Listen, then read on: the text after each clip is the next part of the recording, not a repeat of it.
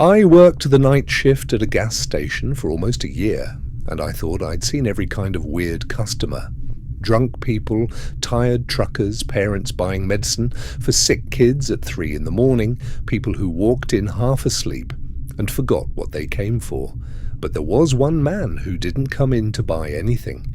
He came in to learn when I would be alone. This happened when I was 22. I worked at a small 24-hour gas station off a quiet highway, the kind of place people only stopped at because there wasn't another one for miles. The store was simple. The front counter faced the glass doors. Behind me were the cigarettes and lottery tickets. The coffee station was near the back, beside a short hallway that led to the storage room, employee bathroom, and rear exit. Outside the rear exit were the dumpsters. Behind the counter, we had a small camera monitor. One camera showed the front doors, one showed the pumps, one showed the coffee station, and one showed the back of the building. After 1 in the morning, the place was usually dead. I'd clean counters, refill coffee, restock shelves, and watch the empty parking lot on the monitor. That night felt normal at first. My co-worker was supposed to stay until 2, but our manager had been cutting hours. Around 12:30, he grabbed his jacket and said, "You'll be fine. It's dead anyway." He left, and I was alone until morning. I wasn't scared. I had done plenty of solo shifts before. I made myself a coffee, texted my girlfriend that it was going to be a boring night, and went back to cleaning. Around 1:40, a dark sedan pulled into the parking lot. It didn't stop at a pump. It parked near the edge of the building, just outside the brightest lights. A man got out wearing a dark hoodie and jeans. His hood was up, but I could see part of his face when he walked under the lights. He looked like he was in his 30s, with a short beard and tired eyes. The door chime went off when he came in. I said, "How's it going?" He nodded, but didn't answer. That wasn't unusual. A lot of people didn't feel like talking at that hour. He walked slowly through the aisles, not like someone looking for snacks, more like someone studying the store. He looked at the coffee station, then he looked toward the back hallway, then he looked at me. I pretended not to notice and started fixing the cigarette cartons behind the counter. He picked up a pack of gum near the register, turned it over once, then put it back. After that, he walked toward the back again.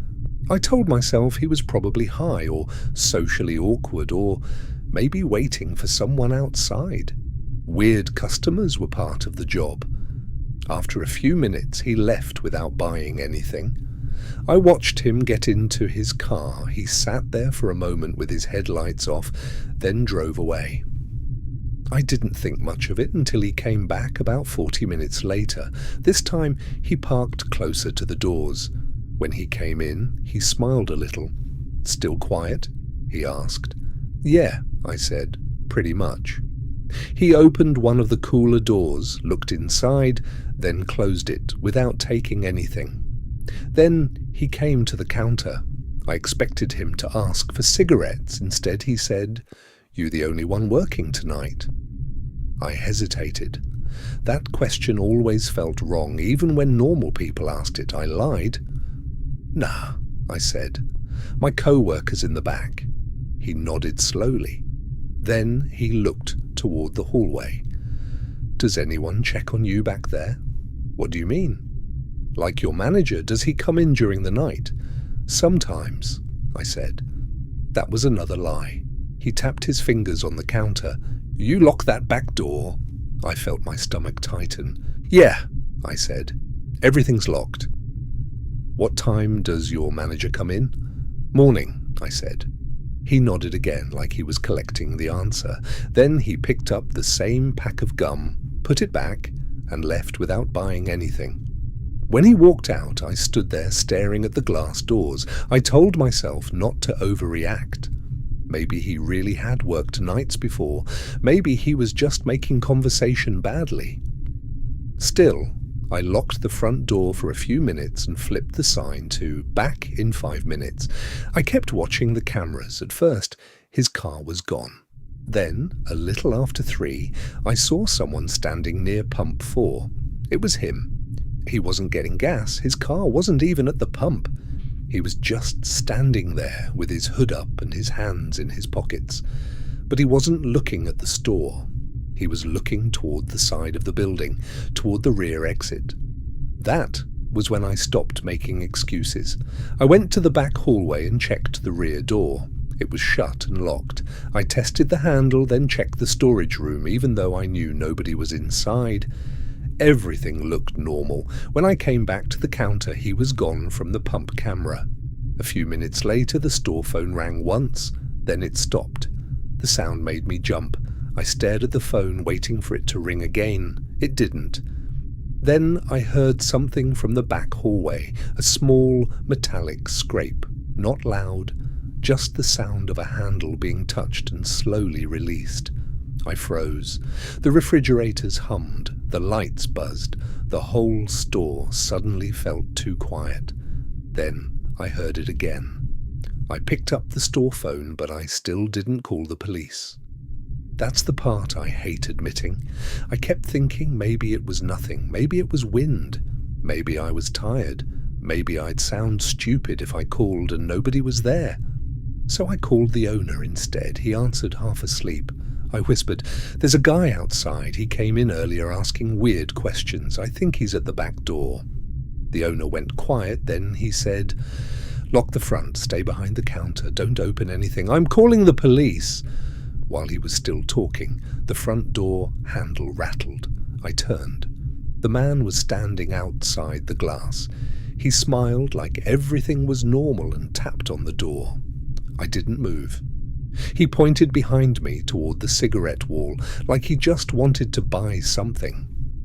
I held up the phone and shook my head. His smile disappeared.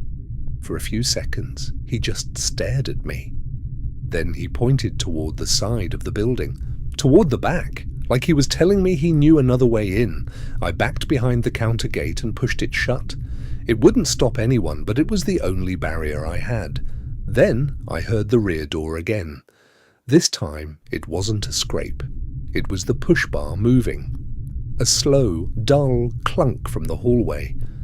I looked at the monitor. On the rear camera, I saw him crouched beside the back door near the dumpsters. He was holding something thin against the doorframe. He wasn't knocking. He was trying to get in. I reached under the counter and hit the panic alarm. Then I turned off the back hallway light. I don't even know why. Maybe I thought darkness would slow him down. Maybe I just didn't want to see that hallway anymore. For the next several minutes he circled the building. He came back to the front twice and tapped calmly on the glass, like I was the one being unreasonable. Then he disappeared toward the rear door again. At one point, something hit the metal door hard enough to shake the frame. I crouched behind the counter with the phone pressed to my ear, watching the monitor and waiting. When the first patrol car pulled in, the man didn't run right away. He walked toward his car like he belonged there. Then the officer turned the spotlight on him and he started moving faster. They caught him before he reached the highway. The next morning, my manager checked the rear door. There were fresh scratches around the latch, exactly where I had seen him crouching. Then he found a cheap folding knife wedged under the dumpster, beside the back exit. Later, we watched the footage from his first visit. When I thought he was browsing, he had been looking at the ceiling corners, checking where the cameras were. He looked at the coffee station camera, the hallway, the counter, and the rear exit. He hadn't been shopping. He had been studying the store. I quit a few weeks later. I couldn't work alone in that building anymore. Every door chime made my chest tighten. Every noise from the back hallway made me look at the monitor. For a while, I told myself I got lucky because I noticed the signs. But the truth is, I almost didn't. I almost opened the door. I almost took the trash out. I almost convinced myself he was harmless because I didn't want to seem dramatic. What still bothers me is that he didn't look angry when I locked the door. He looked disappointed, like I had ruined a plan he had already practiced.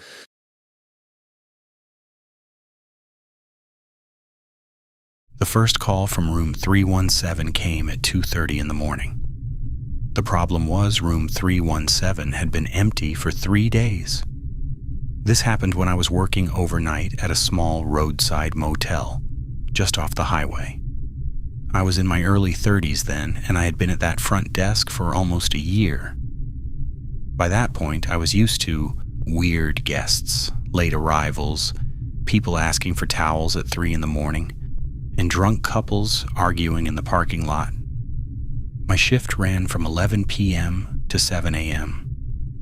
That night was slow. A summer storm had passed through earlier, and the whole motel felt damp.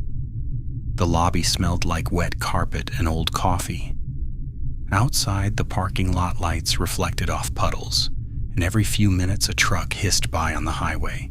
The motel had 3 floors, outdoor staircases, and cameras that were good enough to show movement, but not always faces. Behind the front desk was a small back office with a monitor, a breaker panel, and a storage cabinet.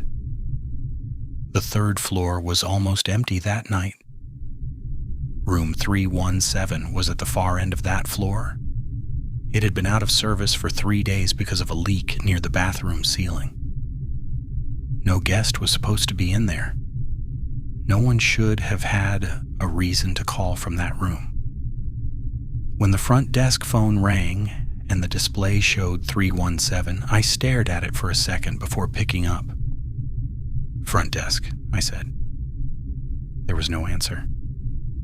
Just a faint crackle, then what sounded like breathing close to the receiver. I said, "Hello?" Still nothing. I hung up and checked the system. Room 317 was marked vacant and out of service. I wrote a quick note for maintenance, because after storms, the phones sometimes acted up. The building was old, and I had seen lights flicker, card readers fail, and cameras freeze for no real reason. I told myself it was probably the line. About 20 minutes later, the phone rang again. This time I waited through 2 rings before answering. "Front desk." For a moment, there was only static. Then a man whispered, "Can you send someone up?" I froze with the receiver against my ear. I said, "Who is this?" The line went quiet. "Sir, what room are you in?" The call ended. I looked across the lobby toward the glass doors. Nothing moved outside except rainwater dripping from the awning. The vending machine hummed beside the entrance, and the key card machine clicked softly behind me as it reset. I checked the camera monitor. The 3rd floor hallway camera was on, but rain had left water spots on the lens. I could see the hall lights and part of the walkway, but the far end where 317 was looked blurred and pale. I still didn't call the police. That sounds stupid now, but at the time, I was trying not to overreact. I thought maybe a guest had gone into the wrong room. Maybe housekeeping had left it unlocked. Maybe the phone display was wrong. So I called 317 back. It rang a few times, then it connected. No one spoke. I was about to hang up when I heard something faint through the receiver. At first, I thought it was more static. Then I recognized the low hum of the lobby vending machine. I heard the key card machine click. I heard the same buzz from the lights above the desk. I slowly turned in my chair, looking around the empty lobby. Then my chair squeaked. I heard it under me first. Half a second later, the same squeak came through the phone. I stopped moving. That was the moment the situation changed in my head. It wasn't just a bad phone line.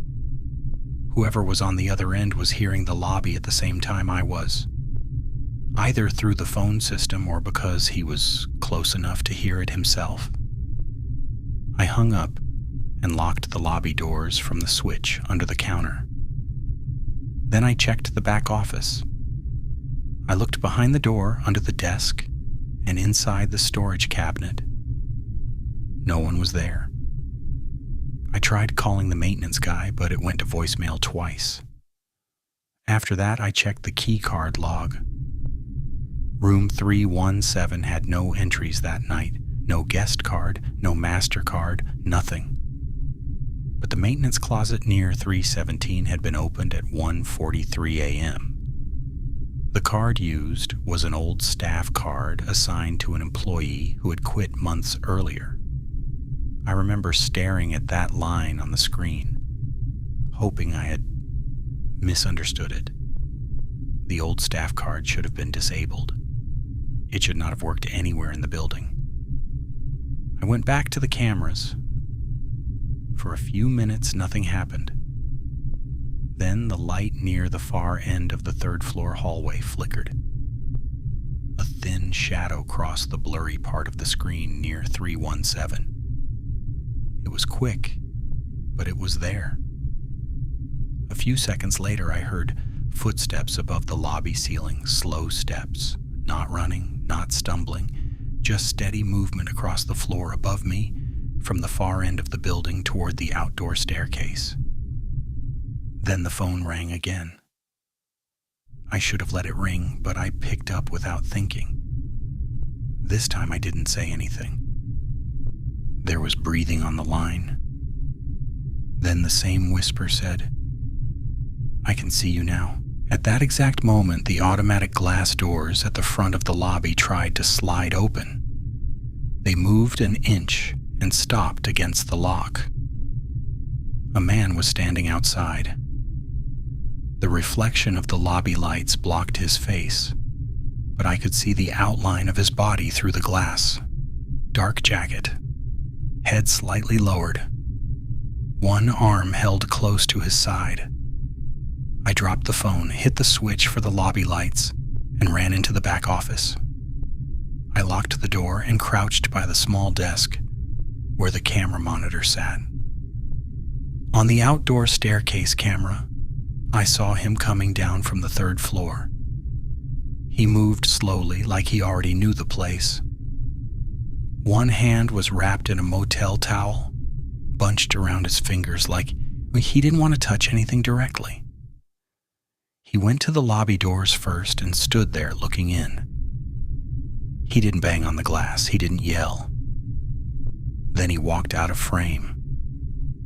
A few seconds later, I heard the staff entrance handle turn. That door was down the short hall behind the office. It had a keypad, but it was old, and sometimes the latch stuck if you pulled it the right way. I called the motel owner first. I don't know why. My brain was still treating it like a work problem. When he didn't answer, I called emergency services. I whispered the address and told them I was locked in the back office. While I was talking, the staff entrance handle turned again. Then the keypad beeped. Once. Twice. He was trying codes. I covered my mouth because my breathing sounded too loud. He stayed out there for a few more minutes, calmly testing the door, then everything went quiet. By the time police arrived, he was gone. They searched the motel, but the cameras only caught him leaving through a blind spot near the back of the parking lot. No clear face, no plate number. The next morning, maintenance checked room 317. The room was empty, but the bathroom's ceiling panel had been pushed open. In the crawl space above it, they found a small bag with food wrappers, a cheap prepaid phone, a charger, and a motel staff key card. That card had been reported missing months earlier. Nobody had deactivated it because the former employee had returned his main key, and everyone assumed that was enough. I quit 2 weeks later. I still think about that night when I pass old motels on the highway. I think about the breathing on the phone, the chair squeak coming back through the receiver, and the way he asked me to send someone up, like he had been waiting for me to do it. And I still wonder how many nights he had been sleeping above that empty room before he finally decided to call the front desk.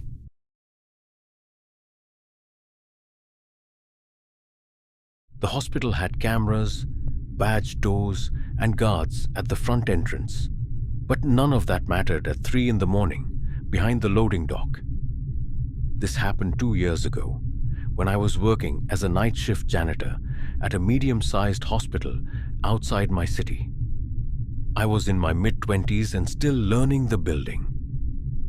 My shift ran from 9 at night to 5 in the morning, mostly in places patients never saw. Back hallways, supply rooms, the basement laundry corridor, and an older closed wing used for storage. At night, the emergency department stayed active, but the rest of the building went quiet enough that every elevator, hum, cartwheel, and door latch sounded closer than it really was. It was late fall, cold and windy. One of the older janitors, Marcus, had warned me during my first week not to prop open the loading dock door. People wander in from the parking lot sometimes, he said. They see a hospital and think every door is public. I thought he meant confused visitors or people trying to get warm. That night started normally. I emptied trash in lower offices, wiped down staff bathrooms, and took dirty bags toward the basement. The laundry corridor smelled like detergent and old pipes. The motion lights down there were weak, so they came on in sections instead of all at once. Around midnight, I took trash out to the loading dock. Behind the hospital, there was a fenced area, a few dumpsters, and a narrow service road that wrapped toward the staff lot. That was when I noticed the van. It was white, older, and parked near the back fence, not in any marked spot. The side windows were covered from the inside. Contractors came through sometimes, so at first I barely cared. Then I saw a glow inside. Someone was sitting in the front. I couldn't see their face, only the shape of a head and shoulders through the windshield. When I stopped and looked directly at it, the interior light clicked off. I told myself it was probably someone waiting for a patient in the ER hospitals attract tired people and lost people. So I threw the bags in the dumpster, checked that the dock door latched, and went back inside. Then I saw the footprints. They started just inside the loading dock entrance and led toward the service elevator. They were muddy and wet, with deep tread marks like heavy boots. I knew they were fresh because I had mopped that same stretch earlier. At first I thought maybe maintenance had come through, but staff usually wore sneakers or clogs. These prints looked like they belonged outside, and they crossed the polished floor in a crooked line.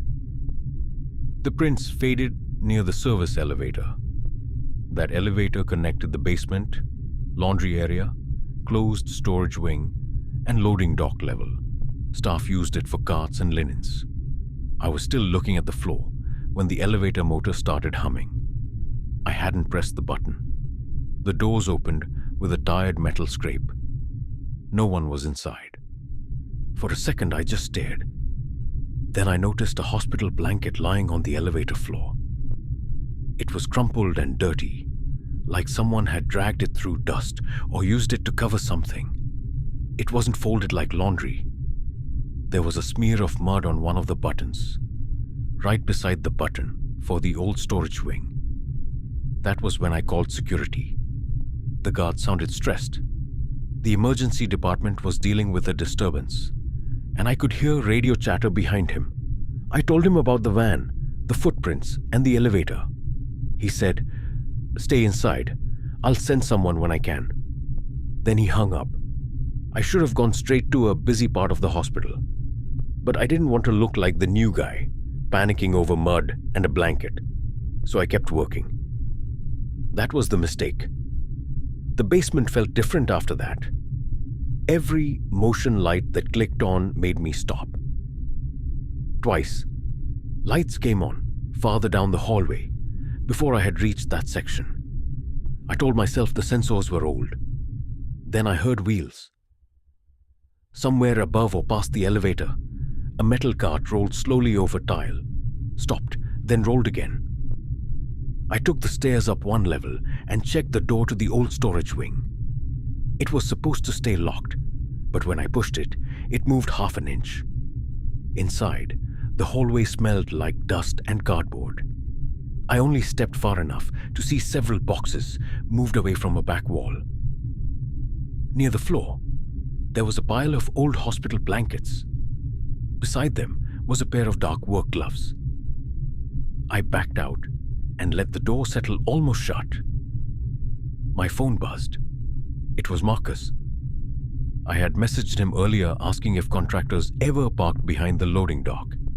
His reply said, "Not after midnight, why?" I didn't answer. I went back down toward the loading dock because I wanted to see if the van was still there. I felt like if the van was gone, maybe I could convince myself this was a contractor or a delivery mix-up. The hallway lights flickered on as I approached. Through the narrow window in the loading dock door, I saw the outside area. The van was still there. Its rear doors were closed. The front was dark. Then the dock door moved. It opened inward a few inches, slowly, like someone was trying not to make noise. I froze near the corner where the hallway bent. A hand appeared around the edge of the door and pulled it wider. Someone stepped inside. They wore dark pants and a plain jacket. No scrubs, no badge, no visitor sticker. They held a hospital blanket in both hands. The door eased shut behind them. For a few seconds, I didn't move. I heard the latch click. Then I looked at the narrow window again. And in the glass, I saw a reflection. The person was standing in the hallway behind me. Not right behind me, but close enough that I could see their shape over my shoulder. They were facing my direction, completely still, the blanket hanging from their hands. I didn't run. Running would have made it real too fast. I turned away like I hadn't seen them and started walking toward the service elevator. My legs felt weak, but I forced myself to move at a normal pace. Behind me, footsteps started. Slow, quiet, not trying to catch me, just following. When I reached the elevator, I pressed the button and listened to it moving somewhere above. Then, before it arrived, I turned into a supply room, slipped inside, and eased the door shut.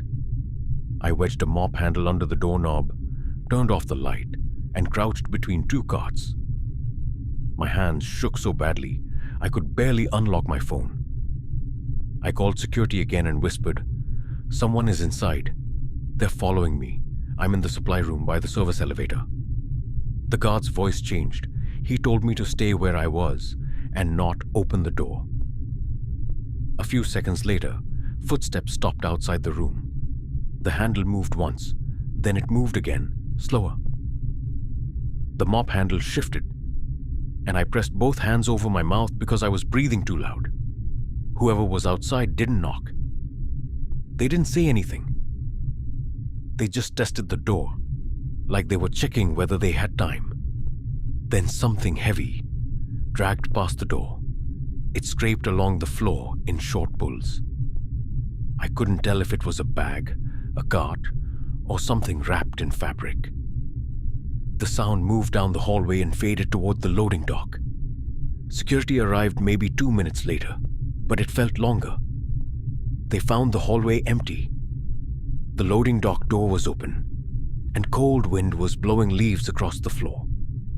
The van was gone. They reviewed the cameras later that morning. The van had shown up behind the hospital on multiple nights, always after midnight. The person had not been stealing monitors, medication, or anything expensive. They had been taking hospital blankets, old staff jackets, and broken ID badge clips from storage. Security believed they were building a way to look like they belonged inside.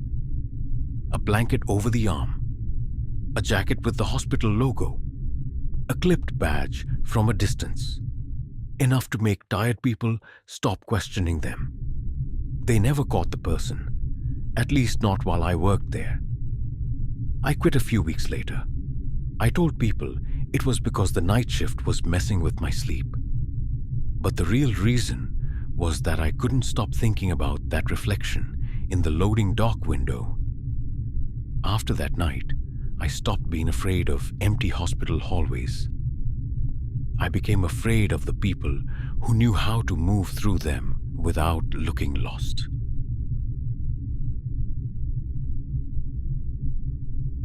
The delivery instructions said, "Leave it by the side door, don't knock."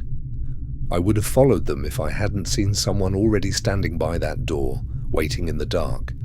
This happened almost 2 years ago, when I was working overnight deliveries for a pharmacy courier service outside town.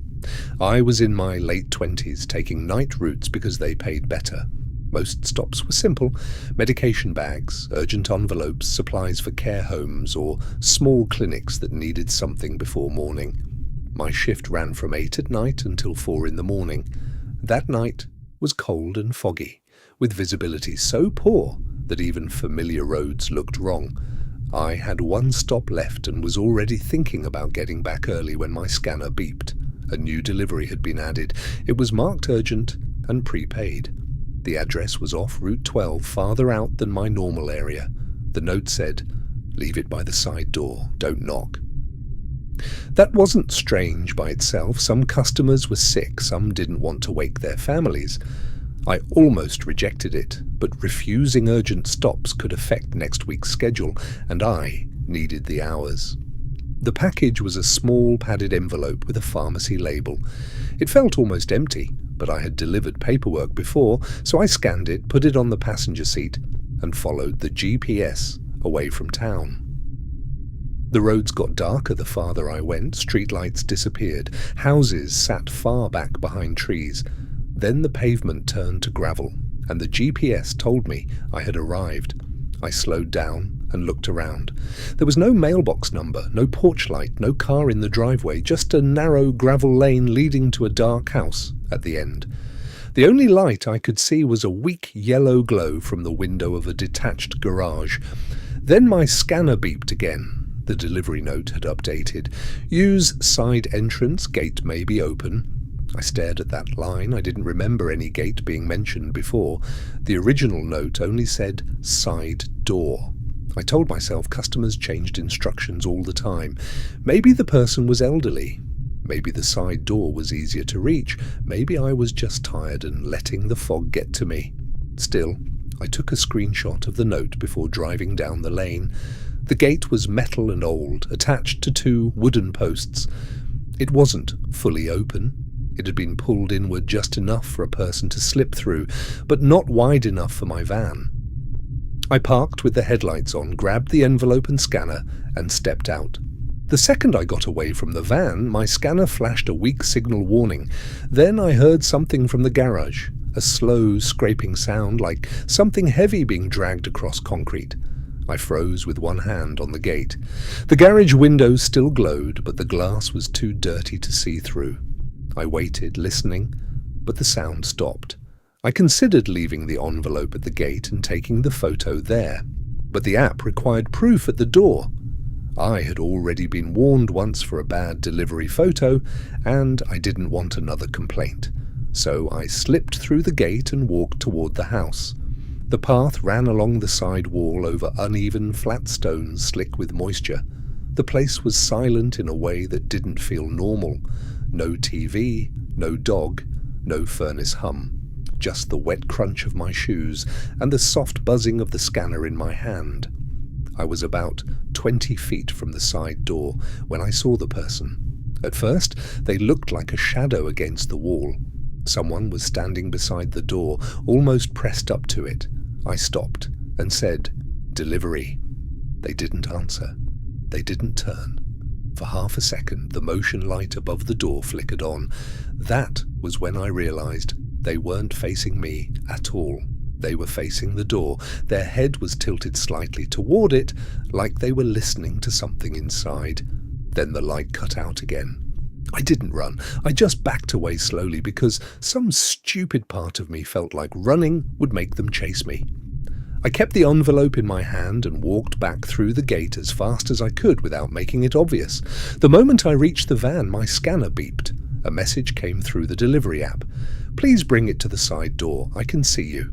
I looked at the house. No curtains moved. No lights came on. The figure by the side door was gone or hidden again in the dark. I got inside, locked the doors and called dispatch. The signal was weak and the call kept cutting out. When the dispatcher finally answered, I told her there was someone outside and I didn't feel safe completing the stop. She asked for the order number. I heard keyboard clicks, then a pause. "The customer called twice," she said. "They wanted to know if you had arrived." I said no one had called me. Then she said, "They also asked if the driver was alone. They said the package was sensitive." My stomach dropped. I started the van and put it in reverse. The driveway was too narrow to turn around near the gate, so I had to back down the lane until I reached a wider spot. I had barely moved when headlights appeared behind me. A dark pickup truck had pulled into the entrance of the gravel lane and stopped there, blocking the only way out. For a few seconds, I just sat with my foot on the brake. Then I checked the dash camera screen. Something moved behind the van. The person from the side door was crouched near my rear bumper. I could only see part of them, a shoulder, an arm, the top of a head. Then the rear door handle moved. Once, then again. Another app message appeared.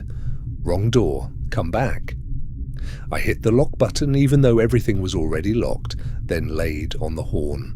The pickup didn't move. Dispatch was still on the line, but her voice kept breaking apart. I kept saying, "I'm blocked in. Someone is trying to open my van. Send police." I don't know how much she heard. I knew I couldn't reverse toward the pickup. I couldn't stay there either. So I put the van in drive and turned hard toward the yard. The side of the van scraped against the gatepost. The sound was awful. The person behind me jumped away on the camera screen. For 1 second my tires spun in the wet grass, and I thought I had trapped myself. Then the van lurched forward. I drove across the edge of the yard, past the garage and toward a gap near the tree line. Branches slapped the windshield. The front wheels dropped into a shallow ditch, bounced hard, and somehow climbed out onto the gravel lane beyond the pickup. I didn't stop. When I reached the road, I looked in the mirror and saw the pickup follow me without headlights. That was the longest drive of my life. I ignored the GPS and headed toward the highway. Dispatch stayed on the line whenever the signal came back, asking for landmarks. I passed a church, a closed feed store, and finally a gas station with bright lights near the main road. The pickup turned away before I pulled in. I ran inside and stayed there until police arrived. At first, it was treated like a suspicious customer complaint. Later, the courier company checked the order. The name and phone number didn't match the homeowner. The actual homeowner had been away for 2 weeks. The package wasn't medication. It was an empty padded envelope with a fake pharmacy label, entered through a compromised customer account. There had been no delivery. The worst detail came from the dash camera. Before I turned onto the gravel lane, it had briefly caught the pickup parked without lights near the road. I hadn't seen it because of the fog. It had been waiting before I arrived. Then it let me pass and followed me in. I quit night delivery not long after that. For months I couldn't pull up to a dark house without checking every mirror. I used to think the scariest part of night delivery was walking up to dark houses. Now I know it's the houses that are dark on purpose.